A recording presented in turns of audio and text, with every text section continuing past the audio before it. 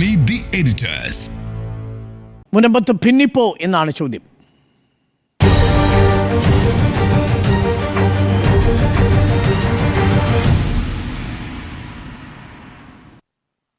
ഉണ്ണി ബാലകൃഷ്ണൻ, ഈ വിഷയത്തിൽ അപ്രതീക്ഷിതമായി പ്രതിപക്ഷമാണ് ഇതിനകത്തൊരു നീക്കം ആദ്യമേ തന്നെ നടത്തിയത്, വളരെ പോസിറ്റീവായി.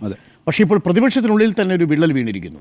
മുനമ്പത്ത് സമരപ്പന്തലിലെത്തി ഐക്യദാർഢ്യം പ്രകടിപ്പിച്ച വി ഡി സതീശൻ പറഞ്ഞത് സർക്കാരിന് വിചാരിച്ചാൽ 10 മിനിറ്റ് കൊണ്ട് തീർക്കാവുന്ന വിഷയമേ ഉള്ളൂ, ഇത് വഖഫ് ഭൂമിയല്ല. കാര്യം ഉപാധികൾ വെച്ചാണ് സിദ്ദീഖ് സേട്ട് ഇത് ഫറൂഖിന് കൊടുത്തിരിക്കുന്നത്, അതുകൊണ്ട് തന്നെ ഇത് ഒരു വഖഫ് ഭൂമിയല്ല എന്ന നിലപാടാണ്. എന്നാൽ KM ഷാജിയും ET മുഹമ്മദ് ബഷീറും അത് ആവർത്തിക്കുന്നു. ഇന്ന് ET മുഹമ്മദ് ബഷീർ വളരെ ക്ലിയറായി സ്റ്റേറ്റ്മെൻറ്റ് കൂടി കൊടുക്കുന്നു.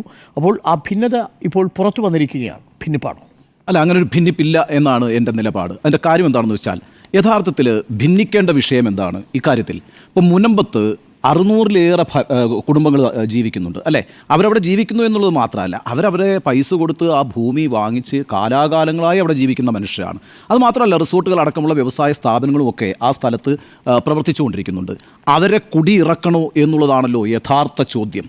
ആ ചോദ്യമാണ് ക്രക്സ് ഓഫ് ദ മാറ്റർ എന്ന് പറയുന്നത്. അക്കാര്യത്തിൽ എന്ത് ഭിന്നിപ്പാണുള്ളത്? ഒരു ഭിന്നിപ്പുമില്ല.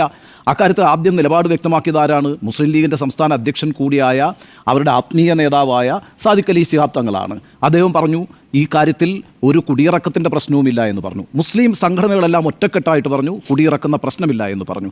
കോൺഗ്രസ് എന്താ പറഞ്ഞത്? കുടിയിറക്കാൻ അനുവദിക്കില്ല എന്നാണ് പറഞ്ഞത്. അപ്പോൾ യഥാർത്ഥ വിഷയത്തിൽ അതിശക്തമായ യോജിപ്പാണ് ഈ UDF-നകത്തുള്ളത്, UDF-ലെ ഘടകകക്ഷികൾക്കകത്തുള്ളത്. എന്നാൽ ഇപ്പോൾ താങ്കൾ സൂചിപ്പിച്ചതുപോലെ KM ഷാജി അത് വഖഫ് ഭൂമിയാണെന്ന് പറയുന്നു, ET മുഹമ്മദ് ബഷീർ അത് വഖഫ് ഭൂമിയാണെന്ന് പറയുന്നു, VD സതീശൻ അത് വഖഫ് ഭൂമി അല്ല എന്ന് പറയുന്നു. ആ രീതിയിലൊരു തർക്കം നിലനിൽക്കുന്നു എന്നുള്ളത് വസ്തുതയാണ്. എന്നാൽ അതിനൊരു പ്രസക്തിയുമില്ല. കാരണം എന്താണെന്ന് വെച്ചാൽ, സംസ്ഥാന സർക്കാർ CN രാമേന്ദ്രൻ എന്ന് പറയുന്ന റിട്ടയേർഡ് ജസ്റ്റിസിനെ ഒരു കമ്മീഷനായിട്ട് നിയോഗിച്ചിട്ടുണ്ട്. ആ കമ്മീഷൻ അടുത്ത 3 മാസം കൊണ്ട് എല്ലാ ഡോക്യുമെൻറ്റുകളും പരിശോധിച്ച് ഒരു തീർപ്പിലേക്ക് എത്തേണ്ടതുണ്ട്. അതിനിടയിൽ ഓരോരുത്തർ പറയുന്ന അഭിപ്രായങ്ങൾ അവരുടെ ബോധ്യങ്ങൾ മാത്രമാണ്. അതിനെ ഒരു തർക്കമായി നമ്മൾ കാണേണ്ടതില്ല എന്നാണ് എൻ്റെ നിലപാട്. കാരണം ഒരു വളരെ പ്രധാനപ്പെട്ട പ്രശ്നത്തിൽ, അതായത് ആയിരക്കണക്കിന് മനുഷ്യരുടെ ജീവിതവുമായി ബന്ധപ്പെട്ട പ്രശ്നത്തിൽ ഏറ്റവും ശക്തമായ യോജിപ്പ് എല്ലാവരും രേഖപ്പെടുത്തിയിരിക്കുന്ന സാഹചര്യത്തിൽ രണ്ടാമത്തെ വിഷയം വഖഫാണോ അല്ലയോ എന്നുള്ളത് സർക്കാരിൻ്റെ കമ്മീഷൻ ആദ്യം കണ്ടെത്തി ബോധ്യപ്പെട്ട് നമ്മുടെ മുമ്പിൽ അവതരിപ്പിക്കട്ടെ. അതിനിടയിൽ പറയുന്ന ഒരു പ്രസ്താവനകൾക്കും ഒരു പ്രസക്തിയും ഞാൻ നൽകുന്നില്ല. ഇന്ന് ഞാൻ കേട്ട 2 പ്രധാനപ്പെട്ട കാര്യങ്ങളൊന്ന് പറയാം. ഒന്ന്, സാദിഖ് അലി ശിഹാബ് തങ്ങൾ നടത്തിയ പ്രസ്താവനയാണ്. 3 ആഴ്ച മുമ്പ് കോഴിക്കോട് മുസ്ലിം സംഘടനകളുടെ യോഗം വിളിച്ചു. കാരണം അത് കൈവിട്ടു പോകുന്നു എന്ന അവസ്ഥ വന്നപ്പോഴാണ് എല്ലാ മുസ്ലിം സംഘടനകളുടെയും അഭിപ്രായം തേടണം എന്ന് തീരുമാനിച്ചത്. അവരെല്ലാവരും ഒറ്റക്കെട്ടായി പറഞ്ഞത് മുനമ്പത്ത് ആളുകളെ കുടിയൊഴിപ്പിക്കുന്ന കാര്യത്തിൽ ഒരിക്കലും യോജിക്കാൻ കഴിയില്ല എന്നാണ്. ഇത് മുസ്ലിം ലീഗ് അധ്യക്ഷനായിട്ടുള്ള സാദിഖ് അലി തങ്ങൾ ഇന്ന് നടത്തിയ പ്രസ്താവനയാണ്. തൊട്ടു പിന്നാലെ PK കുഞ്ഞാലിക്കുട്ടി കുറച്ചുകൂടി അത് ശക്തമായി അവതരിപ്പിക്കുന്നുണ്ട്. അദ്ദേഹം പറഞ്ഞത്, ഇപ്പോൾ കമ്മീഷനെ വെച്ചിരിക്കുകയല്ലേ, കമ്മീഷനാണ് ഇനി കാര്യങ്ങൾ തീരുമാനിക്കേണ്ടത്. അതിലിപ്പോൾ പരസ്യമായ ആണ് അല്ല എന്ന തർക്കം അത് BJPക്കും അതുപോലെ തന്നെ ഇത് തീർക്കാത്ത ഇടതുപക്ഷത്തിനുമൊക്കെ ഗുണം ചെയ്യുന്ന അനാവശ്യമായ കോൺട്രവേഴ്സിയാണ് എന്നാണ് ബഹുമാനപ്പെട്ട തങ്ങൾ പറഞ്ഞത്. ഇതാണ് 2 പ്രധാനപ്പെട്ട പ്രസ്താവനകളായി ഞാൻ കാണുന്നത്. ഇതിനകത്ത് ആദ്യത്തെ തങ്ങളുടെ പ്രസ്താവന എടുത്തു നോക്കൂ. അദ്ദേഹം അതിനെ കാണുന്ന ഒരു സോഷ്യൽ ക്രൈസിസ് ഉണ്ടാകുന്നു എന്നുള്ള നിലയ്ക്കാണ്. ആ സോഷ്യൽ ക്രൈസിസ് അനുവദിക്കാൻ പാടില്ല എന്നൊരു നിലപാട് വളരെ വ്യക്തമായി മുസ്ലിങ്ങളുടെ ആത്മീയ നേതാവ് തന്നെ എടുക്കുകയാണെന്ന് മാത്രവുമല്ല, നമുക്കറിയുന്നത് പോലെ ഏതാനും ദിവസങ്ങൾക്ക് മുമ്പ് പാണക്കാട് തങ്ങളും കുഞ്ഞാലിക്കുട്ടിയും കൂടി എറണാകുളത്തെത്തി വാരാപ്പുഴ അതിരൂപതയിലെത്തിയിട്ട് അവിടുത്തെ ബിഷപ്പുമാരുമായി ചർച്ച നടത്തി ഒരു ഉറപ്പും നൽകി കഴിഞ്ഞല്ലോ ഇക്കാര്യത്തിൽ കുടിയൊഴിപ്പിക്കലിൻ്റെ പ്രശ്നമേ ഇല്ല എന്ന്. ആ അർത്ഥത്തിലൊരു സോഷ്യൽ ക്രൈസിസ് ഫോം ചെയ്യാതിരിക്കാനുള്ള എല്ലാ മുൻകരുതലുകളും ആ വിഭാഗം എടുക്കുന്നുണ്ട്. എന്നാൽ രണ്ടാമത്തെ പ്രസ്താവന നോക്കൂ, കുഞ്ഞാലിക്കുട്ടിയുടെ പ്രസ്താവനയിൽ സൂക്ഷ്മമായ ഒരു രാഷ്ട്രീയ ഉള്ളടക്കമുണ്ട്. ആ രാഷ്ട്രീയ ഉള്ളടക്കം കേരളം ചർച്ച ചെയ്യണമെന്നാണ് എൻ്റെ അഭിപ്രായം. കാരണം എന്താണെന്ന് വെച്ചാൽ, യഥാർത്ഥത്തിൽ എന്താണ് മുനമ്പത്ത് ചില രാഷ്ട്രീയ ശക്തികൾ ലക്ഷ്യം വെച്ചുകൊണ്ടിരിക്കുന്നത്? അവിടെ ഒരു ഭിന്നിപ്പുണ്ടാക്കുക എന്നുള്ളതാണ്, അല്ലേ? ക്രിസ്ത്യൻ സമുദായത്തിനിടയിലും മുസ്ലിം സമുദായത്തിനിടയിലും, അതായത് ക്രിസ്ത്യാനികൾക്കും മുസ്ലിങ്ങൾക്കും ഇടയിൽ ഒരു ഭിന്നിപ്പുണ്ടാക്കാനുള്ള സംഭവത്തിൻ്റെ തുടക്കം മുതലുണ്ട്.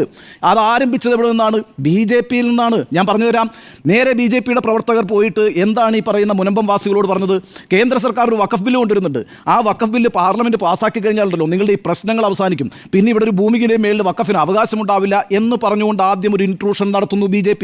ഇനി അവിടെ സന്ദർശിച്ച നേതാക്കളൊന്നും നോക്കൂ. PK കൃഷ്ണദാസ് പോകുന്നു, PK കൃഷ്ണദാസിനോടൊപ്പം എറണാകുളം ജില്ലാ കമ്മിറ്റി മൊത്തം പോകുന്നു. ഹിന്ദു ഐക്യവേദിയുടെ നേതൃത്വത്തിൽ IV ബാബുവിൻ്റെ നേതൃത്വത്തിൽ ഒരു ദിവസം ഐക്യദാർഢ്യ സമരം അവിടെ നടക്കുന്നു. ഇനി പാലക്കാട് തെരഞ്ഞെടുപ്പ് നടക്കുന്നതിനിടയിൽ അവിടുത്തെ കൃഷ്ണകുമാർ എന്ന് പറയുന്ന BJPയുടെ സ്ഥാനാർത്ഥി നേരെ വരുന്നു. ആ തെരഞ്ഞെടുപ്പ് പ്രചാരണത്തിനിടയിലും സമയം കണ്ടെത്തി കൃഷ്ണകുമാർ മുനമ്പത്ത് വന്ന് ഐക്യദാർഢ്യം പ്രഖ്യാപിക്കുന്നു. അതുപോലെ ഏറ്റവും അവസാനം പ്രകാശ് ജാവ്ദേക്കർ നായക്കർ എന്ന് പറയുന്ന കേരളത്തിന്റെ പ്രഭാരി അവിടെ പോയിട്ട് ഐക്യദാർഢ്യം പ്രഖ്യാപിക്കുന്നു. വളരെ ആസൂത്രിതമായിട്ട് ഈ ക്രിസ്ത്യൻ സമുദായത്തെ തങ്ങൾക്ക് അനുകൂലമാക്കി മാറ്റുവാനുള്ള ഒരു ശ്രമം വളരെ ആസൂത്രിതമായി BJP നടത്തിയിട്ടുണ്ട്. ഈ സി കൃഷ്ണകുമാർ പാലക്കാട് ഉപതെരഞ്ഞെടുപ്പിൽ മത്സരിക്കുമ്പോൾ അവിടെ വന്ന് ഈ ഐക്യദാർഢ്യം പ്രഖ്യാപിക്കുമ്പോൾ തൊട്ടു പിന്നാലെ ഒരു പ്രസ്താവന വന്നല്ലോ. പാലക്കാട് രൂപതയുടെ പ്രസ്താവനയാണ് വന്നത്. എന്താണ് ആ രൂപതയുടെ പ്രസ്താവന വന്നത്? രൂപതയുടെ ബിഷപ്പ് പറഞ്ഞത്, മുനമ്പം വിഷയത്തിൽ ഞങ്ങളോടൊപ്പം അനുകൂലമായി ആര് നിൽക്കുന്നു അടിസ്ഥാനപ്പെടുത്തിയുള്ള നിലപാട് സഭ സ്വീകരിക്കും എന്നാണ്. നമുക്കൊക്കെ അറിയാവുന്ന പോലെ 7000 വോട്ടിൽ കൂടുതൽ അവിടെ ക്രിസ്ത്യൻ സമുദായത്തിനുണ്ട് പാലക്കാട്. അപ്പോൾ അങ്ങനൊരു ഘട്ടമുണ്ടായി. അതായത് രാഷ്ട്രീയമായി നിലപാടെടുക്കാൻ മുനമ്പം വിഷയത്തിനുമേൽ ക്രിസ്ത്യൻ സമുദായത്തെ നിർബന്ധിക്കുന്ന ഒരു രാഷ്ട്രീയ സാഹചര്യം രൂപപ്പെട്ടു വന്നു എന്നുള്ള യാഥാർത്ഥ്യമാണ്. ഈ സമയത്തൊക്കെ ഈ സർക്കാർ നിശബ്ദത പാലിച്ചത് ചെറിയൊരു കാര്യമാണോ?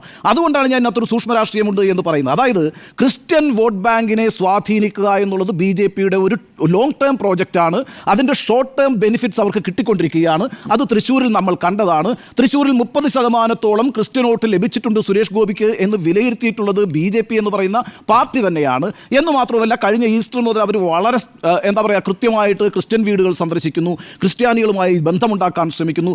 ഈസ്റ്റർ ദിനത്തിൻ്റെ അന്ന് നരേന്ദ്രമോദി ഡൽഹിയിലെ ചർച്ച് വിസിറ്റ് ചെയ്തില്ലേ? എന്നിട്ട് അതിൻ്റെ ചിത്രങ്ങൾ നന്നായി പ്രദർശിപ്പിച്ചില്ലേ? ഇസ്രായേൽ പാലസ്തീൻ വിഷയം വന്നപ്പോൾ ഇസ്രായേലിന് അനുകൂലമായ നിലപാടെടുത്തുകൊണ്ട് നരേന്ദ്രമോദി നിന്നില്ലേ? ഇതൊക്കെ വളരെ ശക്തമായിട്ടുള്ള ചില തന്ത്രങ്ങളാണ്. ആ തന്ത്രങ്ങളിലൂടെ ക്രിസ്ത്യൻ സമുദായത്തെ ഇങ്ങോട്ട് കൊണ്ടുവരാം, ആ വോട്ടിനെ ഇങ്ങോട്ട് ഷിഫ്റ്റ് ചെയ്യിക്കാം എന്നത് BJPയുടെ ഒരു പൊളിറ്റിക്കൽ പ്രോജക്റ്റാണ്. അതിൻ്റെ ഭാഗമായിട്ട് വളരെ കൃത്യമായി അവർ ഈ പറയുന്ന മുനമ്പം വിഷയം ഉപയോഗപ്പെടുത്തുന്നുണ്ട്. എന്നാൽ അത്തരത്തിലൊരു വർഗീയ ചേരിതിരിവിന് വളം വെച്ചു കൊടുക്കുന്ന എന്തെങ്കിലും ഒരു സാഹചര്യം ഇവിടെ ഉണ്ടാകാൻ ഇടതുപക്ഷം അനുവദിക്കാൻ പാടില്ലല്ലോ, ഇടതുപക്ഷ സർക്കാർ അനുവദിക്കാൻ പാടില്ലല്ലോ. എപ്പോഴാണ് ഈ സർക്കാർ ഇക്കാര്യത്തിൽ റിയാക്ട് ചെയ്തിട്ടുള്ളത്? ഈ സർക്കാർ റിയാക്ട് ചെയ്തത് 40 ദിവസങ്ങൾ കഴിഞ്ഞിട്ടാണ്. ഒരു യോഗം വിളിച്ചുകൂട്ടി രാമചന്ദ്രൻ എന്ന് പറയുന്ന റിട്ടയർഡ് ജസ്റ്റിസിനെ ഒരു ജുഡീഷ്യൽ കമ്മീഷനാക്കി വെക്കുന്നത്. അതിൻ്റെ അടുത്ത ദിവസമാണ് മുഖ്യമന്ത്രി പിണറായി വിജയൻ ഒരു ഓൺലൈൻ യോഗം വിളിച്ചുകൂട്ടി ഈ പറയുന്ന സമരസമിതിക്കാരുമായിട്ട് ചർച്ച നടത്തുന്നത്. എന്താണ് ലക്ഷ്യം ഇടതുപക്ഷത്തിൻ്റെ? ക്രിസ്ത്യൻ വോട്ട് ബാങ്ക് ഏതെങ്കിലും നിലവാരത്തിൽ BJPയിലേക്ക് ഷിഫ്റ്റ് ചെയ്ത് പോയാൽ ആരാണ് ഇവിടെ ദുർബലപ്പെടുക? ഏത് പാർട്ടിയാണ് ഇവിടെ ദുർബലപ്പെടുക? ദുർബലപ്പെടാൻ പോകുന്നത് UDF ആണ്, ദുർബലപ്പെടാൻ പോകുന്നത് കോൺഗ്രസ് ആണ്. അങ്ങനെയാണെങ്കിൽ ഒരു തുടർഭരണ സാധ്യത, ആ തുടർഭരണ സാധ്യത ഇടതുപക്ഷം ഈ കാര്യത്തിൽ രഹസ്യമായി ഗൂഢമായി ലക്ഷ്യം വെക്കുന്നുണ്ടോ എന്നുള്ളതാണ് രണ്ടാമത്തെ പൊളിറ്റിക്കലായ ചോദ്യം. നമുക്കറിയാമല്ലോ, ഈ പറയുന്ന ജോസ് കെ മാണിയുടെ പാർട്ടി എന്തായാലും LDFനോടൊപ്പമുണ്ട്. അവർക്ക് എറണാകുളത്തും കോട്ടയത്തും ഇടുക്കിയിൽ കുറച്ചും പത്തനംതിട്ടയിലും മോശമല്ലാത്ത സാന്നിധ്യമുണ്ട്. ആ പാർട്ടി വഴി ക്രിസ്ത്യൻ വോട്ട് സമാഹരിക്കാൻ ഇടതുപക്ഷത്തിന് കഴിയുമെന്ന് തന്നെയാണ് അവർ പ്രതീക്ഷിക്കുന്നതിന് സാധ്യതയുമുണ്ട്. എന്നാൽ ഈ പറയുന്ന അടുത്ത ബാക്കിയുള്ള ക്രിസ്ത്യൻ വോട്ടുകളിൽ ഒരു വിഭാഗം BJPക്ക് അനുകൂലമായി ഷിഫ്റ്റ് ചെയ്താൽ പിന്നെ കോൺഗ്രസ് ഇല്ല. കോൺഗ്രസിന് വിജയിച്ചു വരാൻ കഴിയില്ല, UDFന് വിജയിച്ചു വരാൻ കഴിയില്ല. ഒരു തുടർഭരണ സാധ്യതയുണ്ട്. പാലക്കാട് പോലും സംശയത്തിൻ്റെ നിഴലിലാണ്. ഈ വിഷയം ഇങ്ങനെ കത്തിച്ചു നിൽക്കുമ്പോൾ കോൺഗ്രസ് അവിടെ ദുർബലപ്പെടുകയും തോൽക്കുകയും ചെയ്താൽ BJP അവിടെ ജയിച്ചു വന്നാൽ പിന്നെ കോൺഗ്രസ് എന്നൊരു പാർട്ടിക്ക് തന്നെ 2026 നിയമസഭാ തെരഞ്ഞെടുപ്പിലേക്ക് ആത്മവിശ്വാസത്തോട് പോകാൻ കഴിയാത്തൊരു സാഹചര്യം ഉണ്ടാവും. നല്ല രാഷ്ട്രീയ തന്ത്രമാണ്. ഒരു രാഷ്ട്രീയ പാർട്ടി എന്ന നിലയ്ക്ക് ഇടതുപക്ഷ അത്തരത്തിലുള്ള തന്ത്രങ്ങൾ പയറ്റുന്നതിന് ഞാൻ എതിരുവല്ല. പ്രശ്നം എന്താണെന്ന് വെച്ചാൽ അത് കേരളത്തിൻ്റെ സോഷ്യൽ ഫാബ്രിക്കിനെ ഭാവിയിൽ എങ്ങനെ ബാധിക്കും എന്ന ഉത്തരവാദിത്വം, ആ ഉത്തരവാദിത്വ ബോധത്തോടെ, ചരിത്ര ബോധത്തോടെ, സാമൂഹ്യ ബോധത്തോടെ കാര്യങ്ങൾ നോക്കി കാണേണ്ട പാർട്ടിയാണ് ഇടതുപക്ഷ പാർട്ടികൾ എന്ന് വിശ്വസിക്കുന്ന ഒരാളാണ് ഞാൻ. അവരുടെ മതേതരത്വത്തെ സംബന്ധിച്ച ക്രെഡൻഷ്യൽസിൽ എനിക്കൊരു സംശയവുമില്ല. പക്ഷേ നടക്കാനിരിക്കുന്ന നിയമസഭാ തെരഞ്ഞെടുപ്പ് ലക്ഷ്യം വെച്ച് അത്തരത്തിലേതെങ്കിലും ഒരു രാഷ്ട്രീയ തന്ത്രം മനസ്സിൽ സൂക്ഷിക്കുന്നുണ്ടെങ്കിൽ, അത് പ്രാവർത്തികമാക്കാൻ ശ്രമിക്കുന്നുണ്ടെങ്കിൽ അത് കേരളത്തിൻ്റെ പൊതുമണ്ഡലത്തിന് നല്ലതല്ല, കേരളം എന്ന് പറയുന്ന സൊസൈറ്റിക്ക് ആകെ നല്ലതല്ല. അതുകൊണ്ട് ഈ പറയുന്ന രാഷ്ട്രീയ മുതലെടുപ്പിനുള്ള അവസരമായി മുനമ്പം മാറരുത്. അത് BJPയുടെ രഹസ്യ അജണ്ട പ്രവർത്തിക്കാൻ പറ്റുന്ന രീതിയിലുള്ള ഒരു സാഹചര്യം ഒരുക്കരുത്. ഞാൻ ഒരു കാര്യം കൂടി പറയാം. ഈ സർക്കാരിന് ചെയ്യാവുന്ന ഒരു കാര്യമുണ്ടെന്നേ. സർക്കാരിന് ഈ കാര്യത്തിൽ കർണാടക സർക്കാരിനകത്തൊരു ഉദാഹരണമാണ്. കർണാടക സർക്കാരിൻ്റെ, അതായത് കർണാടകയിലെ വഖഫ് ബോർഡ് ഒരു അവിടുത്തെ കർഷകരുടെ കൃഷിഭൂമി വഖഫിൻ്റെതാണെന്ന് പറഞ്ഞുകൊണ്ട് നോട്ടീസ് അയച്ചു. 423 നോട്ടീസ് അയച്ചത് ഈ പറയുന്ന കർണാടകയിലെ വഖഫ് ബോർഡ് കൃഷി കർഷകർക്ക്. ആ കർഷകർക്ക് അയച്ച നോട്ടീസ് മുഴുവൻ പിൻവലിക്കണമെന്ന് കർണാടക സർക്കാർ ആവശ്യപ്പെട്ടു. ഈ വഖഫ് ബോർഡ് എന്നൊക്കെ പറയുന്നത് സർക്കാരിന് മുകളിലൊരു സംവിധാനമൊന്നുമല്ല. വഖഫ് ബോർഡ് എന്ന് പറയുന്നത് കോൺസ്റ്റിറ്റ്യൂട്ട് ചെയ്യുന്നത് സർക്കാരാണ്. അതിൻ്റെ മെമ്പറിനെയും ചെയർമാനെയും ഒക്കെ തീരുമാനിക്കുന്ന സർക്കാരാണ്. സർക്കാരിന് അതിൻ്റെ മേലൊരു സേ ഉണ്ട്. അതിൻ്റെ ഏറ്റവും നല്ല തെളിവാണ് കർണാടക സർക്കാർ 10 മിനിറ്റ് കൊണ്ട് ഈ പറയുന്ന വഖഫ് ബോർഡിൻ്റെ ഈ അയച്ച നോട്ടീസ് മുഴുവൻ പിൻവലിപ്പിച്ചത്. ഇനി നമ്മളൊരു ഭരണഘടനയ്ക്ക് താഴെയാണ് ജീവിക്കുന്നത്. ആ ഭരണഘടനയിൽ റൈറ്റ് ടു പ്രോപ്പർട്ടി എന്ന് പറയുന്നത് നമ്മുടെ അവകാശമാണ്. ആ റൈറ്റ് ടു പ്രോപ്പർട്ടി എന്ന് പറഞ്ഞാൽ നിങ്ങൾ കൃത്യമായി പണം കൊടുത്ത് ഒരു ഡോക്യുമെൻ്റ് ഉണ്ടാക്കി ആ ഭൂമി വാങ്ങിച്ചിട്ടുണ്ടെങ്കിൽ അതിൽ നിങ്ങൾക്ക് പൂർണ്ണമായും അവകാശം ഭരണഘടന ഉറപ്പ് നൽകുന്നുണ്ട്. ആ ഭരണഘടനയ്ക്ക് മുകളിലല്ല ഒരു സംഘടനയും ഒരു സ്ഥാപനങ്ങളും. അപ്പോൾ ആ അർത്ഥത്തിലൊക്കെ സർക്കാരിന് വളരെ കാര്യക്ഷമമായി കാര്യത്തിൽ ഇടപെടാം. ഇവിടെ രാഷ്ട്രീയമായ മുതലെടുപ്പിന് ശ്രമിച്ചാൽ വെച്ചാൽ ഞാൻ ഒരിക്കൽ കൂടി പറയട്ടെ, അത് കേരളം എന്ന് പറയുന്ന വളരെ സെക്കുലറായ ജനാധിപത്യത്തിൽ വിശ്വസിക്കുന്ന, മതനിരപേക്ഷതയിൽ വിശ്വസിക്കുന്ന, ഏറെക്കുറെ സോഷ്യലിസ്റ്റ് വിശ്വാസങ്ങളിലൊക്കെ നിൽക്കുന്ന ഒരു സൊസൈറ്റിക്ക് അതിൻ്റെ ലോങ് ടേം റണ്ണിങ്ങിൽ, അതിൻ്റെ മുന്നോട്ടുള്ള പോക്കിൽ ഗുണം ചെയ്യില്ല. അതുകൊണ്ട് ഈ കാര്യം വളരെ സെൻസിറ്റീവാണ്. ഇതിൽ ഏറ്റവും കൂടുതൽ ഉത്തരവാദിത്വമുള്ളത് സർക്കാരിനാണ് ഞാൻ വിചാരിക്കുന്നു. അവരാ ഉത്തരവാദിത്വം മറ്റ് രാഷ്ട്രീയ ലക്ഷ്യങ്ങളെല്ലാം മാറ്റിവെച്ചുകൊണ്ട് സംസ്ഥാനത്തിൻ്റെ നന്മയെ കരുതി അത് പ്രായോഗികമാക്കണം എന്നാണ് ഈ കാര്യത്തിൽ എൻ്റെ നിലപാട്. തീർച്ചയായിട്ടും ഭിന്നതയുണ്ട് എന്നാണ് എൻ്റെ ടേക്ക്. മാത്രമല്ല, ഈ വിഷയത്തിൽ സർക്കാരിനെ കുറ്റപ്പെടുത്തുന്നുണ്ടെങ്കിൽ തീർച്ചയായും പ്രതിപക്ഷത്തിനും രാഷ്ട്രീയമായ ഇതിൻ്റെ ഉത്തരവാദിത്വമുണ്ട് എന്നാണ് മനസ്സിലാക്കുന്നത്. ഞാൻ 3 പ്രധാനപ്പെട്ട കാര്യങ്ങൾ അതുമായി ബന്ധപ്പെട്ട് പറയാം. തുടക്കത്തിൽ ഭിന്നിപ്പിൻ്റെ കാര്യം എങ്ങനെയാണ് ഭിന്നിപ്പുള്ളത് എന്നത് നമുക്ക് മനസ്സിലാക്കാം. നേരത്തെ വി ഡി സതീശൻ മുനമ്പത്തെ സമരപ്പന്തലിലെത്തി ഐക്യദാർഢ്യ പ്രസ്താവനയിൽ പറഞ്ഞിരിക്കുന്ന വാചകങ്ങൾ: 1, മുനമ്പത്തേത് വഖഫ് ഭൂമിയല്ല, 10 മിനിറ്റിൽ തീർക്കാവുന്ന പ്രശ്നം സർക്കാർ വലിച്ചു നീട്ടുകയാണ്. മുനമ്പം സമരത്തിന് ഐക്യദാർഢ്യം പ്രഖ്യാപിച്ച സംസ്ഥാന വ്യാപക പ്രതിഷേധം സംഘടിപ്പിക്കും. നിയമസഭയിൽ ആദ്യ ദിവസം തന്നെ പ്രമേയം കൊണ്ടുവരും. നിബന്ധനകൾ വെച്ചതുകൊണ്ട് ഭൂമി വഖഫല്ല, ഫറൂഖ് കോളേജ് വില വാങ്ങി എന്നതിനർത്ഥം വിറ്റ ഭൂമിയാണെന്നാണ്. ക്രയവിക്രയം നടന്നിട്ടുണ്ട്, ഭൂമി ജനങ്ങൾക്ക് പൂർണ്ണമായി അവകാശപ്പെട്ടതാണ്. മുനമ്പത്തുകാരുടെ പ്രശ്നം പരിഹരിക്കാൻ സർക്കാർ സ്വീകരിക്കുന്ന നിലപാടിനോട് ഒപ്പം നിൽക്കും. ഇതാണ് പ്രതിപക്ഷ നേതാവ് പറഞ്ഞിരിക്കുന്നത്. സർക്കാരോ LDFോ ഏതെങ്കിലും തരത്തിലൊരു രാഷ്ട്രീയം കളിക്കുന്നു എന്നൊരു നിലപാട് ആ സമയത്ത് വി ഡി സതീശൻ എന്ന പ്രതിപക്ഷ നേതാവിനില്ല. ഇനി KM ഷാജിയുടെയും ET മുഹമ്മദ് ബഷീറിൻ്റെയും പ്രസ്താവനകൾക്ക് ശേഷം ശബരിമലയിൽ പറയുന്നത് മുനമ്പത്തെ ഭൂമി വഖഫാണോ അല്ലയോ എന്നത് സംബന്ധിച്ച് തർക്കത്തിനില്ല എന്നാണ്. ഇനി KM Shaji Peruvallur panchayat league committee സംഘടിപ്പിച്ച പൊതുസമ്മേളനത്തിൽ പറയുന്നത് മുനമ്പത്തെ വഖഫ് ഭൂമിയല്ലെന്ന് പറയാൻ ആർക്കും അവകാശമില്ല. വി ഡി സതീശൻ്റേത് വ്യക്തിപരമായ അവകാശമാണ്, വ്യക്തിപരമായ അഭിപ്രായമാണ്. മുനമ്പം വിഷയം വലിയ പ്രശ്നമാണ്, നിങ്ങൾ വിചാരിക്കുന്ന പോലെ നിസ്സാരമല്ല. ഇനി ET മുഹമ്മദ് ബഷീർ പറഞ്ഞത് മുനമ്പത്തേത് വഖഫ് ഭൂമി തന്നെയാണ്, മുനമ്പത്തിലേത് വഖഫ് ഭൂമിയാണോ അല്ലയോ എന്നതിൽ തർക്കം വേണ്ട. പ്രതിപക്ഷ നേതാവല്ല, ആരു പറഞ്ഞാലും വഖഫ് ഭൂമിയല്ല എന്ന നിലപാട് ശരിയല്ല. ലീഗ് ഒരു ഘട്ടത്തിലും ഇത് വഖഫ് ഭൂമിയല്ലെന്ന് പറഞ്ഞിട്ടില്ല. ലീഗിൻ്റെ നിലപാട് ഒന്നു തന്നെയാണ്. ഇതൊക്കെയാണ് ഇപ്പോൾ നമ്മൾ കേൾക്കുന്ന പ്രതികരണങ്ങൾ. ഇനി ഈ മുനമ്പത്തെ ഭൂമി വഖഫാണോ അല്ലയോ എന്നതിന് വലിയ സാങ്കത്യമുണ്ടോ എന്നതാണ് ചോദ്യം. ഉണ്ണി ബാലകൃഷ്ണൻ പറഞ്ഞോട് ഞാൻ വിയോജിക്കുന്നു. ആദ്യ പോയിന്റ്. കാരണം വഖഫ് ഭൂമി ആണോ അല്ലയോ എന്നതിന് വലിയ പ്രസക്തിയുണ്ട്. വഖഫ് ഭൂമിയാണ് എന്നതാണ് വാദമെങ്കിൽ വഖഫ് സംരക്ഷണ സമിതിയുടെ ആർഗ്യുമെൻ്റ് നിലനിൽക്കും. അങ്ങനെ വന്നാൽ വഖഫ് ബോർഡിന് സ്വമേധയാ ഈ ഭൂമി ഒഴിവാക്കി അതിൽ കരമടയ്ക്കാനുള്ള അനുമതി നൽകാൻ കഴിയില്ല. വഖഫിന് രാജ്യത്തെമ്പാടുമുള്ള നിയമങ്ങൾക്ക് ഒരേ സാധുതയാണുള്ളത്. അതുകൊണ്ട് തന്നെ വഖഫിൻ്റെ ബോർഡ് എടുക്കുന്നൊരു തീരുമാനം നാളെ വഖഫിൻ്റെ തന്നെ കോടതിയിൽ, ട്രിബ്യൂണലിൽ ചോദ്യം ചെയ്യപ്പെടാം.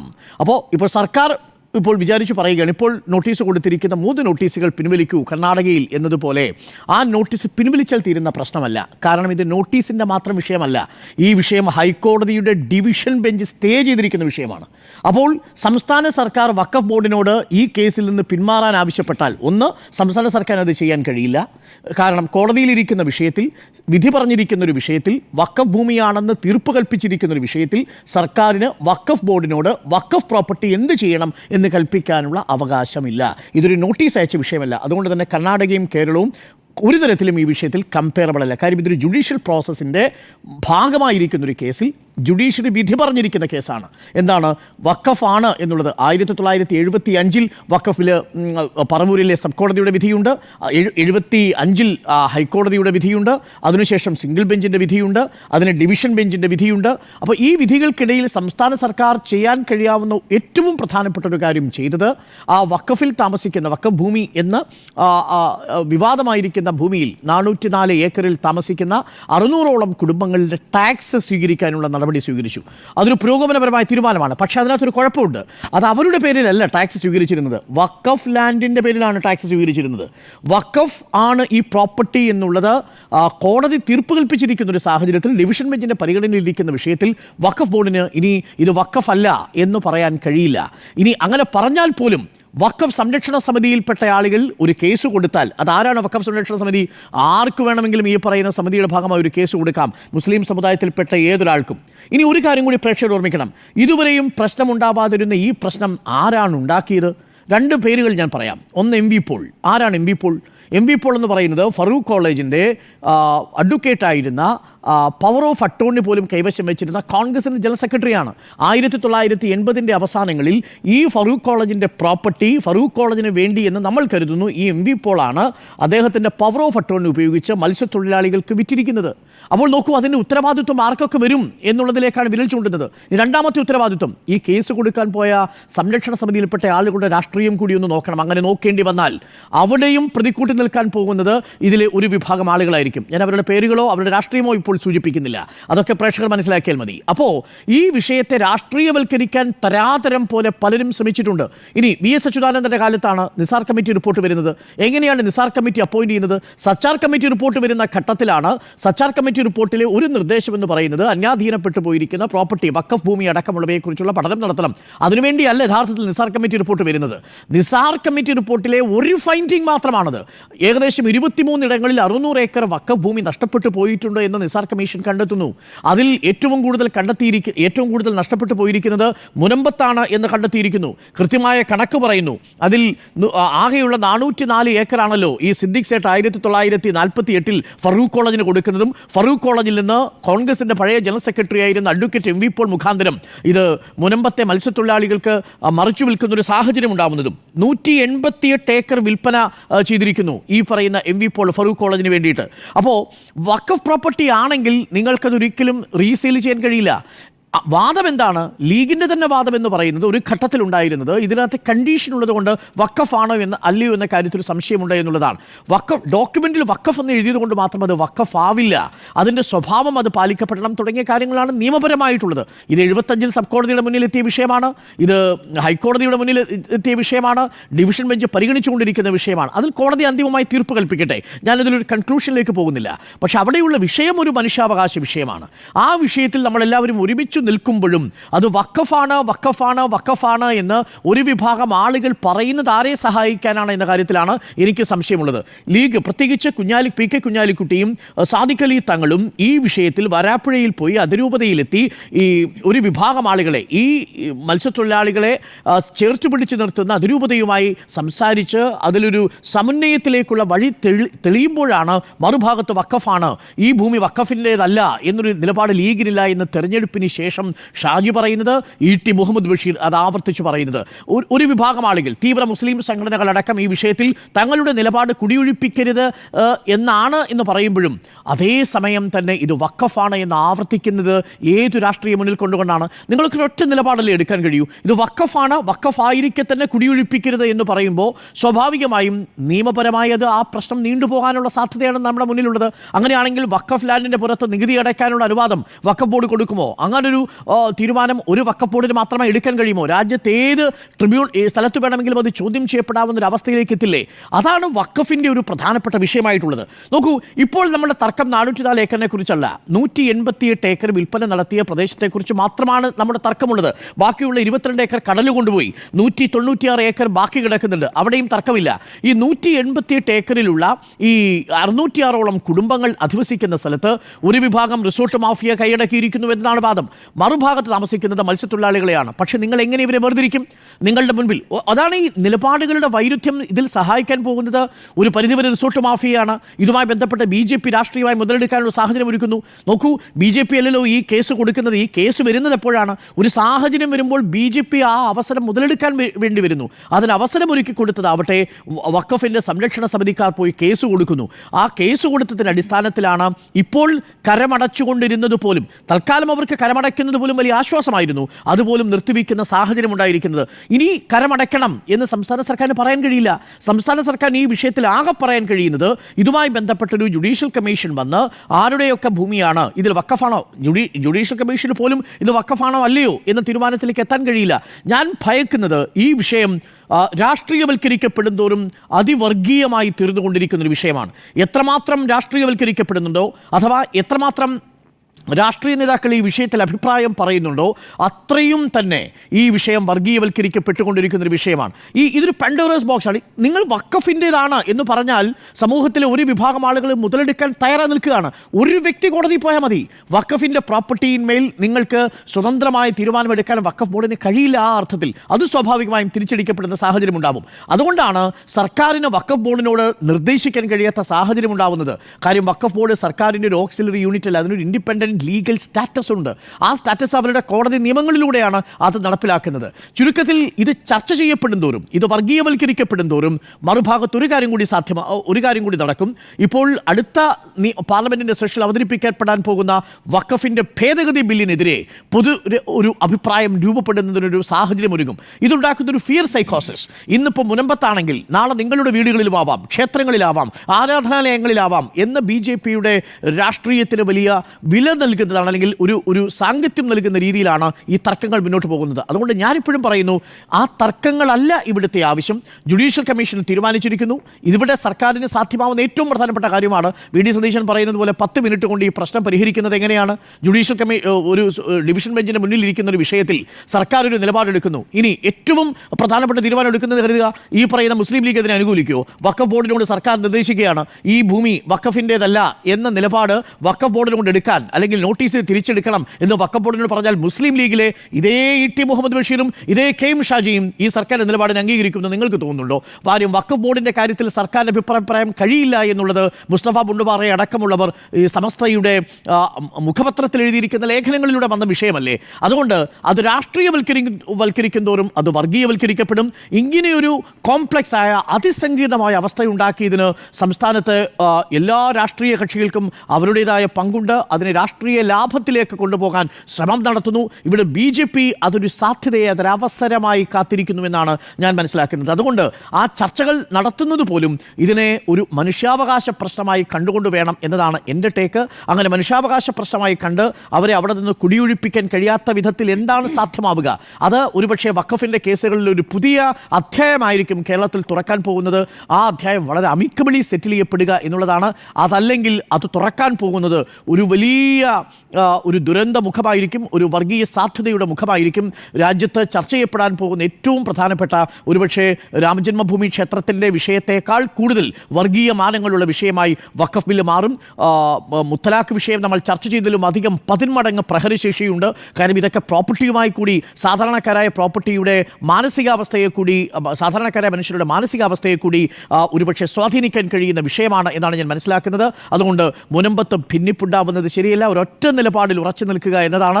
അത് സർവകക്ഷി യോഗമെങ്കിൽ സർവകക്ഷി യോഗം, അങ്ങനെയാണെങ്കിൽ ഒരുമിച്ച് ചേർന്ന് ഒരു തീരുമാനമെടുക്കുക, വളരെ ശ്രദ്ധാപൂർവം മാത്രം മറുപടി പറയുക എന്നുള്ളതാണ് കാര്യം. ഇതുമായി ബന്ധപ്പെട്ട വിവാദത്തിൽ ഏറിയും കുറഞ്ഞും എല്ലാവർക്കും തുല്യമായ പങ്കാണുള്ളത് എന്നാണ് എൻ്റെ ടേക്ക്. അതുകൊണ്ട് സർക്കാരിനെ മാത്രം കുറ്റപ്പെടുത്തുന്നതിൽ ഒരർത്ഥവുമില്ല.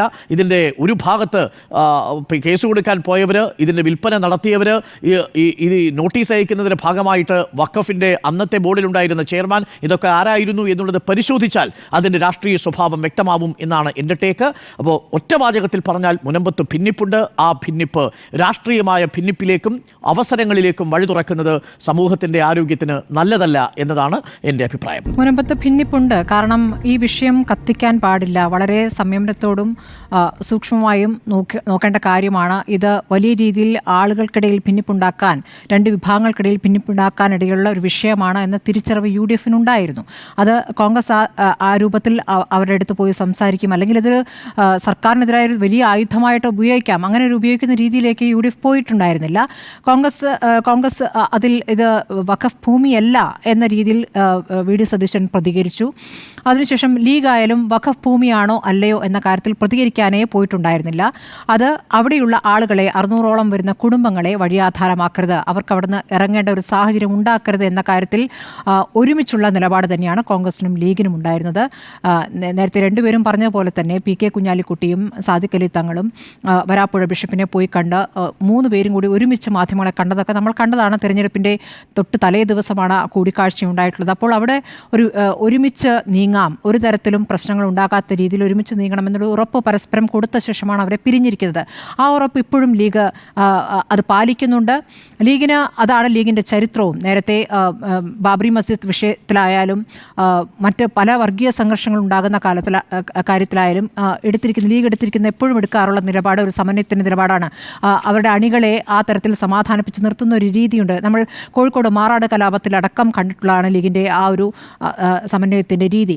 അപ്പോൾ ഇവിടെ ഇപ്പോൾ സംഭവിച്ചുകൊണ്ടിരിക്കുന്നത് ലീഗിൽ സമസ്തയിലുണ്ടായിരിക്കുന്ന ഭിന്നിപ്പ്, ലീഗും സമസ്തയും തമ്മിലുള്ള ചർച്ചകൾ തന്നെ നമ്മൾ കാണാം. സമസ്തയിൽ തന്നെ ഒരു വിഭാഗം ലീഗ് വിരുദ്ധമായി മാറിയിരിക്കുന്നു. അങ്ങനെ വിരുദ്ധമായി മാറുമ്പോൾ അവരുടെ നിലപാട് വേറൊരു രൂപത്തിൽ പോകുന്നു. അപ്പോൾ KM ഷാജി ഇപ്പോൾ അതിശക്തമായി ഇത് വഖഫ് ഭൂമിയാണ് എന്ന് പറയേണ്ട സാഹചര്യം ഇപ്പോൾ എന്താണ് ഇപ്പോൾ അത് പറയേണ്ട സാഹചര്യം? അപ്പോൾ ഒരു വിഭാഗത്തെ, അതായത് ലീഗിനൊപ്പം നിന്നിരുന്ന ഒരു വിഭാഗത്തെ അവർ പോകാതിരിക്കാൻ എടുക്കുന്ന ഒരു നിലപാടായിട്ട് വേണം കാണാം. അല്ലെങ്കിൽ ലീഗിൽ KM ഷാജിയെ പോലെ കുറച്ചു പേർക്കെങ്കിലും അങ്ങനെ ഒരു തീവ്ര നിലപാടുണ്ട് എന്ന് വേണം മനസ്സിലാക്കാൻ. ET എന്ന് അതിനെ ശരിവെച്ചുകൊണ്ട് പ്രതികരിക്കുകയും ചെയ്തിരിക്കുന്നു. പക്ഷേ ETക്കൊക്കെ ഇതൊക്കെ വളരെ കൃത്യമായി അറിയുന്നതാണ്. പാർലമെൻറ്റിൽ എങ്ങനെയൊക്കെയാണ് ചർച്ചകൾ പോകുന്നത്, ഏതൊക്കെ വിഷയങ്ങൾ ഏതൊക്കെ രൂപത്തിൽ പോകുന്നതൊക്കെ കൃത്യമായിട്ട് അറിയുന്ന പരിണിതപ്രജ്ഞനായ നേതാവാണ്. അപ്പോൾ ET ഇന്ന് എന്തിനാണ് ആ രൂപത്തിൽ ഷാജിയെ പിന്തുണച്ചുകൊണ്ട് ഒരു പ്രതികരണം നടത്തിയത് എന്നറിയില്ല. അത് വഖഫ് ഭൂമി തന്നെയാണെന്ന് സാങ്കേതിക അർത്ഥത്തിൽ ശരിയാണ്. ഇപ്പോൾ നമ്മുടെ മുന്നിലുള്ള രേഖകൾ അങ്ങനെയാണ്. പക്ഷേ അവിടെയുള്ള ആളുകളെ ഇറക്കി വിടുന്ന ഒരു രൂപത്തിലേക്ക് ഒരു രൂപത്തിലും വഖഫ് ബോർഡ് നിലപാടെടുത്തിട്ടില്ല. ഈ പറയുന്ന ലീഗിന് അങ്ങനെ ഒരു നിലപാടില്ല, കോൺഗ്രസിന് അങ്ങനെ ഒരു നിലപാടില്ല, CPM-ന് അങ്ങനെ ഒരു നിലപാടില്ല. പക്ഷേ അവർ ഏത് സമയവും അവിടെ നിന്ന് ഇറങ്ങിപ്പോകേണ്ടവരാണ് എന്നൊരു ഭീതി ഉയർത്താൻ അവിടെ BJPക്ക് സാധിച്ചിട്ടുണ്ട്. നമുക്കറിയാവുന്നതാണ്, പാലക്കാട് തെരഞ്ഞെടുപ്പ് സമയത്തൊക്കെ അവിടെ പ്രചാരണത്തിൽ മുഴുവൻ കൽപ്പാത്തിയിലടക്കം പോയി പറഞ്ഞിരുന്ന കാര്യം, നാളെ വഖഫിൻ്റെ ഭൂമിയാണെന്നുള്ള പ്രശ്നം നിങ്ങളുടെ മുന്നിലേക്കും വരും, നിങ്ങൾക്ക് ഇറങ്ങിപ്പോകേണ്ട സാഹചര്യം വരുമെന്നുള്ള ഒരു ഭീതി അവിടെയും പരത്തിയിരുന്നു. തെരഞ്ഞെടുപ്പ് പ്രചാരണത്തിൽ കണ്ടിട്ടുള്ളതാണ്. ഇപ്പോൾ മുനമ്പത്തേക്ക് തുടർച്ചയായി BJP നേതാക്കൾ പോകുന്നു, BJPയുടെ ദേശീയ നേതാക്കൾ അടക്കം വരുന്നു, പ്രകാശ് ജാവ്ദേക്കർ അടക്കം പോകുന്നു, സർക്കാരിനെ കുറ്റപ്പെടുത്തുന്നു, ഇപ്പുറത്ത് ലീഗിനെ കുറ്റപ്പെടുത്തുന്നു. ഇത് യഥാർത്ഥത്തിൽ ഒരു ക്രിസ്ത്യൻ മുസ്ലിം വിഷയമാക്കി ഉയർത്താനുള്ളൊരു ശ്രമമാണ് നടത്തിക്കൊണ്ടിരിക്കുന്നത്. യഥാർത്ഥത്തിൽ അങ്ങനെ ഒരു വിഷയമല്ല എങ്കിൽ കൂടി അത് സഭയ്ക്ക് മനസ്സിലായിട്ടുണ്ട്. അതുകൊണ്ടാണ് നേരത്തെ വരാപ്പുഴ ബിഷപ്പൊക്കെ ലീഗിനോട് ഒരുമിച്ച് നിന്ന് നല്ല രീതിയിൽ പുറത്തു വന്ന് സംസാരിക്കുകയും ചെയ്തിരിക്കുന്നത്. ഇത് കുറച്ച് കാലങ്ങളായി ക്രിസ്ത്യൻ വിഭാഗത്തെ കൂടെ ചേർക്കാനുള്ള BJPയുടെ ശ്രമത്തിൻ്റെ ഭാഗമായിട്ട് തന്നെ ഇതിനെയും കാണണം. ഇതൊരു സുവർണ അവസരമായി BJP കാണുന്നുണ്ട് എന്നുള്ളതാണ്. അപ്പോൾ അതിനുള്ള ശ്രമങ്ങൾ നടക്കുന്നുണ്ട്. സഭയിൽ ചിലർക്കെങ്കിലും അതിനോട് യോജിപ്പുണ്ടായിട്ടുണ്ട്, ചില പ്രതികരണങ്ങൾ ആ രൂപത്തിലുണ്ടായിട്ടുണ്ട്. പക്ഷേ വരാപ്പുഴ ബിഷപ്പ് അങ്ങനെയല്ല പ്രതികരിച്ചത് എന്നുള്ളത് നമ്മുടെ മുന്നിലുള്ള ഒരു യാഥാർത്ഥ്യം കൂടിയാണ്. അവിടെ ഉള്ള ലാറ്റിൻ ക്രിസ്ത്യൻ വിഭാഗം അവരാണ് കൂടുതലുള്ളത്. 600ഓളം കുടുംബങ്ങളുണ്ട്. അവരുടെ കാര്യത്തിലാണ് ഈ വിഷയം വന്നിരിക്കുന്നത്. അപ്പോൾ അത് ഒരു വർഗീയ വിഷയമായി കത്തിക്കാനുള്ള ശ്രമങ്ങൾ ഉണ്ടാകുന്നു. അതിന് ഒരു തരത്തിലും സാഹചര്യം ഒരുക്കരുത് എന്ന് ഇന്നലെ കടുത്ത ഭാഷയിലാണ് PK കുഞ്ഞാലിക്കുട്ടി പറഞ്ഞത്. ഇന്നിപ്പോൾ ETയുടെ പ്രതികരണത്തിന് ശേഷം പരസ്യ പ്രതികരണങ്ങൾ വിലക്കുകയാണ് എന്ന് സാദിഖ് അലി തങ്ങളും പറഞ്ഞിരിക്കുന്നു. അപ്പോൾ ഇനി ലീഗ് നേതാക്കളിൽ നിന്ന് അത്തരം പ്രതികരണങ്ങൾ ഉണ്ടാകരുത് എന്നുള്ള കർശന മുന്നറിയിപ്പ് തന്നെയാണ് നൽകിയിരിക്കുന്നത്. ഇതിപ്പോൾ നോക്കൂ, കേരളപ്പിറവിക്ക് മുന്നേ ഇത് വളരെ വർഷങ്ങൾക്ക് മുമ്പ് നടന്നിരിക്കുന്ന പാട്ടക്കരാറുമായി ബന്ധപ്പെട്ട വിഷയമാണ്. അത് പല തരത്തിലുള്ള നിയമപ്രശ്നങ്ങളിലൂടെ കടന്നുപോയി ഒരു ഘട്ടത്തിലെത്തിയിരിക്കുന്നു. ഒരു ഘട്ടമെത്തിയപ്പോൾ MA നിസാർ റിപ്പോർട്ടിൻ്റെ പ്രകാരം ഈ 23 സ്ഥലങ്ങളിലായി 600 ഏക്കർ വഖഫ് സ്വത്തുകൾ അന്യാധീനപ്പെട്ടു എന്നാണ് ആ കമ്മീഷൻ റിപ്പോർട്ട് ചെയ്ത്. ഏറ്റവും അധികം കയ്യേറ്റം അന്ന് മുനമ്പത്ത് നടന്നു എന്ന് പറഞ്ഞു. അതിൽ ഒരു ഭാഗം കടലെടുത്തു എന്ന് പറഞ്ഞു. ഇതൊക്കെയാണ് നിസാർ കമ്മീഷൻ റിപ്പോർട്ട്. അപ്പോൾ നിസാർ കമ്മീഷൻ റിപ്പോർട്ട് തന്നെ ശരിയല്ല എന്നൊരു വിലയിരുത്തലും ഇവിടെ ഉണ്ടാകുന്നുണ്ട്. ഇപ്പോൾ ഏറ്റവും പ്രധാനമായിട്ട് മനസ്സിലാക്കേണ്ടത്, ഇപ്പോൾ Farook college power of attorney നൽകി മത്സ്യത്തൊഴിലാളികൾക്ക് വിറ്റ ഭൂമിയാണല്ലോ, കൈമാറ്റം ചെയ്ത ഭൂമിയാണല്ലോ. അവരവിടെ സമാധാനപരമായി ജീവിച്ചു വരികയായിരുന്നു. ഇപ്പോൾ ഭൂമി തിരിച്ചു പിടിക്കുമെന്ന നിലപാട് ഇപ്പോൾ ഫറൂഖ് കോളേജ് എടുത്തിട്ടില്ല, വഖഫ് ബോർഡ് എടുത്തിട്ടില്ല. ഈ കോടതിയിലേക്ക് പോയിരിക്കുന്നത് വഖഫ് സംരക്ഷണ സമിതി എന്ന് പറയുന്ന ഒരു വിഭാഗം, ഒരു ഗ്രൂപ്പാണ്. ആ ഗ്രൂപ്പിൽ ആരൊക്കെയുണ്ട് എന്ന് പരിശോധിക്കേണ്ടതുണ്ട്. അത് എറണാകുളത്തെ കുറച്ച് ആളുകളാണ്. അപ്പോൾ അവരുടെ താല്പര്യം എന്ത് എന്ന് അവിടെയുള്ള ആളുകൾ തന്നെ മനസ്സിലാക്കേണ്ടിയിരിക്കുന്നു. അവരുടെ താല്പര്യം മറ്റു ചില താല്പര്യങ്ങളാണ്. ഇവിടെ മുഴുവൻ മുസ്ലിം സംഘടനകളുടെയും യോഗമാണ് നേരത്തെ ലീഗ് വിളിച്ചിരുന്ന. മുസ്ലിം സംഘടനകളുടെ യോഗത്തിൽ അവിടുത്തെ ജനങ്ങൾക്ക് പ്രശ്നമുണ്ടാക്കുന്ന ഒരു തീരുമാനത്തിലേക്കും പോകേണ്ടതില്ല എന്നൊരു ഒരുമിച്ചുള്ള തീരുമാനമാണ് എടുത്തിരിക്കുന്നത്. അപ്പോൾ മുസ്ലിം സംഘടനകൾക്ക് അങ്ങനെ ഒരു നിലപാടേ ഇല്ല. മറിച്ച് തീവ്ര നിലപാടുള്ള ഒരു ചെറിയ വിഭാഗം എവിടെയൊക്കെയോ ഉണ്ട്. അവരുടെയൊക്കെ പങ്കാണ് ഇപ്പോൾ ഈ വഖഫ് സംരക്ഷണ സമിതിയായി പോയിരിക്കുന്നത്. അപ്പോൾ അവരാണ് ഇപ്പോൾ കോടതിയിൽ പോയി ഒരു സ്റ്റേ ഉണ്ടാക്കിയിരിക്കുന്നത്. പക്ഷേ സർക്കാരിന് ഈ 50ാമത്തെ ദിവസവും അതിൽ ഇടപെടുന്നതിൽ ചില വൈകലുകൾ ഉണ്ടായിട്ടുണ്ട് എന്നുള്ള കാര്യം വ്യക്തമാണ്. കാരണം ഈ വിഷയം കത്തിച്ച് മുനമ്പം എന്നുള്ള പ്രതികരണം അപ്പുറത്തുനിന്ന് BJP-യിൽ നിന്ന് ഉയരുന്ന ഘട്ടത്തിലൊക്കെ നിശബ്ദമായിരിക്കുകയായിരുന്നു സർക്കാർ. തെരഞ്ഞെടുപ്പിന് തൊട്ട് മുമ്പത്തെ ദിവസങ്ങളിലെ കാര്യമാണ് പറയുന്നത്. നിശബ്ദമായിരിക്കുകയായിരുന്നു. കുറേ കഴിഞ്ഞ ശേഷമാണ് ഇതിൽ ഒരു ഓൺലൈൻ യോഗം വിളിക്കുകയും ഈ പറഞ്ഞ ജുഡീഷ്യൽ കമ്മീഷനെ നിയമിക്കുകയൊക്കെ ചെയ്തിരിക്കുന്നത്. കമ്മീഷനുകളുടെ ഒക്കെ കാലാവധി, കമ്മീഷനുകൾ കാര്യങ്ങൾ തീർപ്പ് കൽപ്പിച്ച് റിപ്പോർട്ട് തയ്യാറാക്കാനുള്ള സമയമെടുക്കൽ, ഇതൊക്കെ നമ്മുടെ മുന്നിൽ പല കാലങ്ങളായി കണ്ടിട്ടുള്ളതാണ്. ഇതിപ്പോൾ ഒരു 3 മാസത്തെ സമയമാണ് പറയുന്നത്. ഏതായാലും ഇപ്പോൾ ഇന്നുണ്ടായിരിക്കുന്ന വാർത്ത എന്നുള്ളത് ഈ കമ്മീഷൻ ജുഡീഷ്യൽ കമ്മീഷനാണ്. ജുഡീഷ്യൽ കമ്മീഷൻ ഇപ്പോൾ വഖഫ് ബോർഡിനോടും അതോടൊപ്പം തന്നെ ഫറൂഖ് കോളേജിനോടും അവരുടെ കയ്യിലുള്ള രേഖകളും അവർക്ക് പറയാനുള്ള കാര്യം നിലപാട് അറിയിക്കാൻ ആവശ്യപ്പെട്ടിരിക്കുന്നു. അപ്പോൾ അതിൽ വേഗത്തിൽ പോവുകയാണെങ്കിൽ നല്ല കാര്യം. എന്തായാലും മുനമ്പത്തെ ജനങ്ങളെ പുറത്താക്കിക്കൊണ്ടുള്ള ഒരു തീരുമാനത്തിലേക്ക് സർക്കാരിന് പോകാൻ സാധിക്കില്ല. ഇവിടുത്തെ പ്രതിപക്ഷവും അങ്ങനെ ഒരു നിലപാടെടുക്കുന്നില്ല. അപ്പുറത്ത് ഭീതി ജനിപ്പിക്കാൻ BJP ശ്രമിക്കുന്നുണ്ട് എന്നുള്ളതുമാണ് നമ്മുടെ മുന്നിലുള്ള യാഥാർത്ഥ്യം. അപ്പോൾ ഈ ഭിന്നിപ്പ് മാറ്റി UDF ഇക്കാര്യത്തിൽ ഒരു ഏകാഭിപ്രായത്തിലേക്ക് ഒരുമിച്ചുള്ള പ്രതികരണത്തിലേക്ക് വരേണ്ടതുണ്ട്. ഇത് ആരുടെ ഭൂമി എന്നുള്ള ചർച്ചകളിലേക്ക്, അല്ലെങ്കിൽ വഖഫ് ഭൂമി എന്ന് ആവർത്തിച്ച് പറയുന്നത് അവിടുത്തെ ആളുകളെ ആശങ്കപ്പെടുത്തുന്നതാണ് എന്ന് ലീഗിൽ ഈ പരസ്യ പ്രതികരണം നടത്തിയ KM ഷാജി ആയാലും ET മുഹമ്മദ് ബഷീർ ആയാലും ആലോചിക്കുന്നത് നല്ലതാണ്.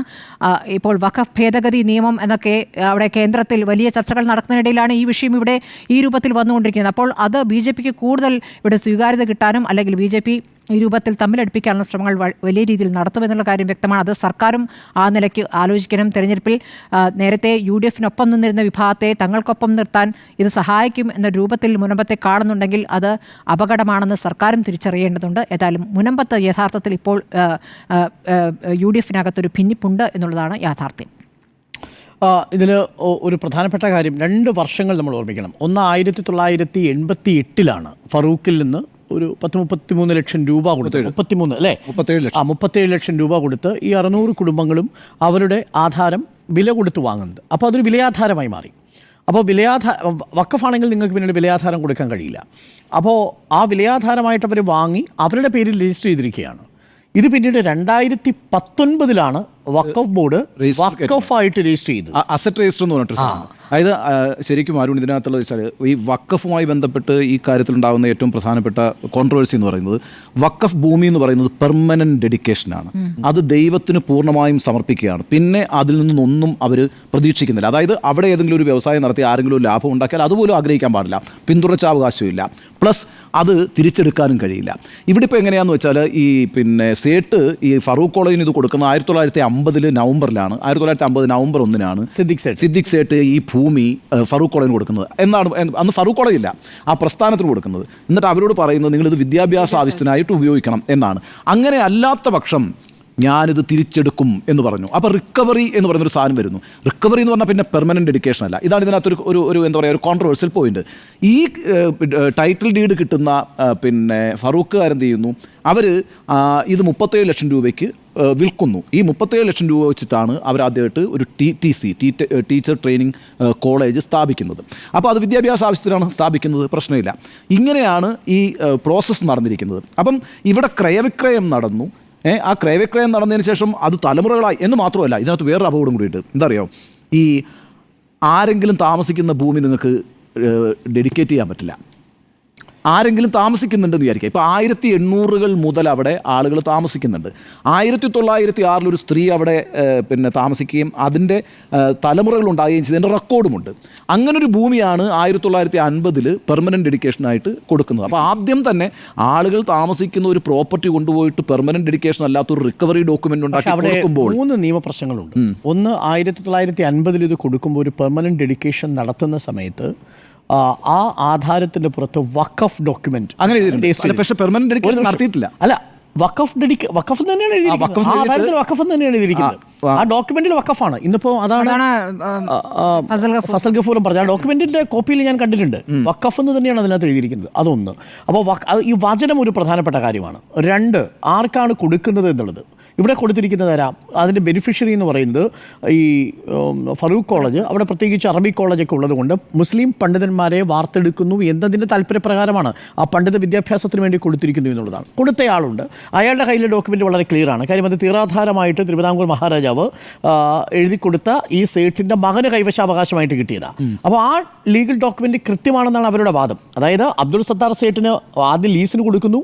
ആ ലീസിന് കൊടുത്തത് 1948 ആകുമ്പോഴേക്കും അത് തീരാധാരമായിട്ട് അബ്ദുൾ സത്താർ സേട്ടിന് കൊടുക്കുന്നു. അത് മകൻ അദ്ദേഹം കൊടുക്കുന്നു. മകന് കൊടുത്തതിനെ അദ്ദേഹം എന്ത് ചെയ്യുന്നു, വക്കഫായിട്ട് കൊടുക്കുന്നു. ദാനാധാര അല്ല, വക്കഫായിട്ട് ഫറൂഖ് കോളേജിന് കൊടുക്കുന്നു. കൊടുക്കുമ്പോൾ അതിനകത്തൊരു കണ്ടീഷൻ എഴുതി വെച്ചു എന്നുള്ളതാണ്. അപ്പോൾ ആദ്യത്തെ ഒരു നിയമപ്രശ്നം അതിൽ വക്കഫ് എന്ന് എഴുതി വെച്ചിരിക്കുന്നത് കൊണ്ട് വക്കഫ് ആകുമോ എന്നുള്ളതാണ്. രണ്ടാമത്തെ ഒരു നിയമപ്രശ്നം, ഇനി നാളെ ഈ പ്രോപ്പർട്ടി വക്കഫല്ല എന്ന് തീരുമാനിച്ചു കഴിഞ്ഞാൽ ഈ ക്ലോസ് പ്രകാരം ഈ ഭൂമി തിരിച്ചു പോകേണ്ടത് ആർക്കാണ്? ഈ പറയുന്ന ഈ സിദ്ദിഖ് സേട്ടിൻ്റെ സന്തതി പരമ്പരകൾക്കോ കുടുംബങ്ങൾക്കോ അവകാശികൾക്കോ ആയിരിക്കും. അത് ഒരു നിയമപ്രശ്നമായിട്ട് മാറാൻ സാധ്യതയുണ്ട്. അത് രണ്ടാമത്തെ പ്രശ്നം. ഇനി മൂന്നാമത്തെ ഒരു പ്രശ്നമുണ്ട്. ഇനി ഇത് വഖഫിൻ്റെ ഭൂമി അല്ലെങ്കിൽ ഈ ഭൂമിയുടെ സ്വഭാവം എന്താ? ഈ ഒരു പ്രോപ്പർട്ടി കൈവശം വയ്ക്കാൻ കഴിയുന്ന പരമാവധി സീലിംഗ് എത്രയാണ്? അങ്ങനെ വന്നാൽ ഇത് മിച്ചഭൂമിയുടെ അടയാളത്തിൽ വരും.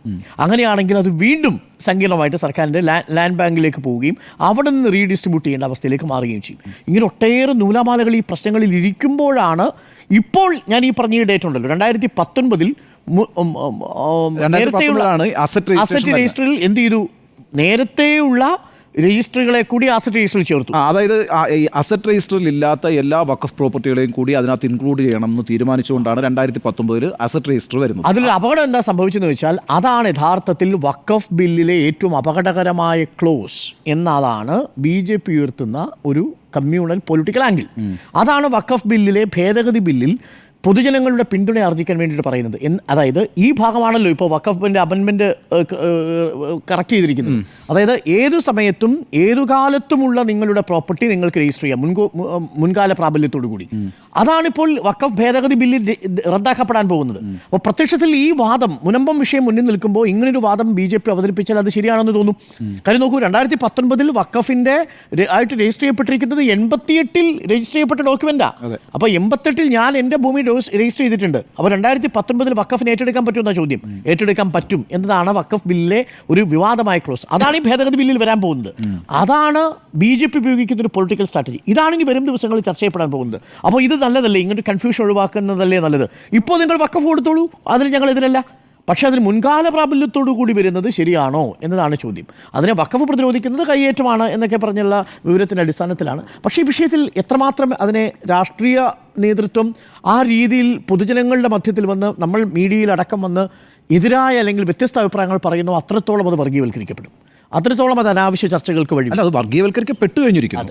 ഒന്നാമത് വഖഫ് ഭൂമിയാണ് എന്ന രേഖകളിലുണ്ടെങ്കിലും ലീഗ് നേതാക്കൾ അത് പറയാതിരുന്നു. സ്മൃതി ഉന്നയിച്ചൊരു പ്രധാനപ്പെട്ട പ്രശ്നമുണ്ട്. ഈ ഒരു സമയത്ത് കാണിക്കേണ്ട ഒരു സംയമനം ഈട്ടിയും ഷാജിയും കാണിച്ചു എന്നൊരു സംശയം എനിക്കുണ്ട്. അതെ, ഈ ജുഡീഷ്യൽ കമ്മീഷൻ വെച്ചതോടുകൂടി തന്നെ പിന്നെ ഇത്തരം അഭിപ്രായങ്ങൾക്ക് പ്രസക്തിയില്ല. Let that judicial commission take A call.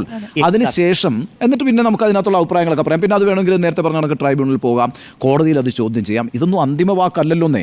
അപ്പോൾ അതുകൊണ്ട് ഇത്തരം കാര്യങ്ങളിലൊരു സംയമനം പാലിക്കേണ്ടതുണ്ട്. അത് പ്രത്യേകിച്ച് ഇന്നിപ്പം അസന്നിഗ്ധമായി E.T. മുഹമ്മദ് ബഷീർ വന്നിട്ട് ഇത് പറയുന്നതിനകത്ത് ഒരു അപകടമുണ്ട്.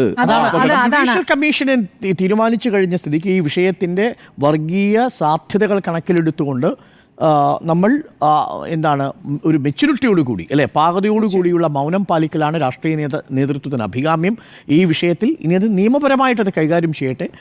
നിയമപരമായി കൈകാര്യം ആ പാകത അതിൻ്റെ തുടക്കത്തിൽ കാണിച്ചതിൻ്റെ ഏറ്റവും ഉദാഹരണമാണ് ഞാൻ പറഞ്ഞത്. ഈ കുടിയൊഴിപ്പിക്കുന്ന പ്രശ്നമില്ല എന്ന് പറഞ്ഞു, ഒരൊറ്റയാളെയും കുടിയിറക്കുന്നു, അതെല്ലാവരും പറഞ്ഞു. ഇറക്കുന്ന പ്രശ്നമില്ല എന്ന് പറഞ്ഞപ്പോൾ തന്നെ ഏറ്റവും പക്വതയോടുകൂടിയുള്ളൊരു സമീപനമാണ്. പിന്നെ അതിനെ വൈകാരികമായി ഇടപെട്ട് അതാണ്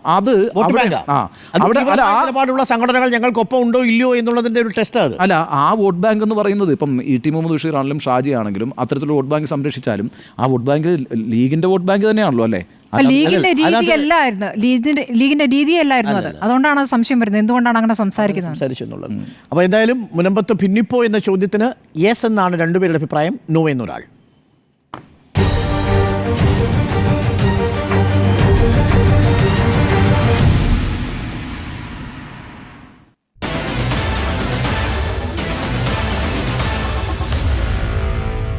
Meet the editors.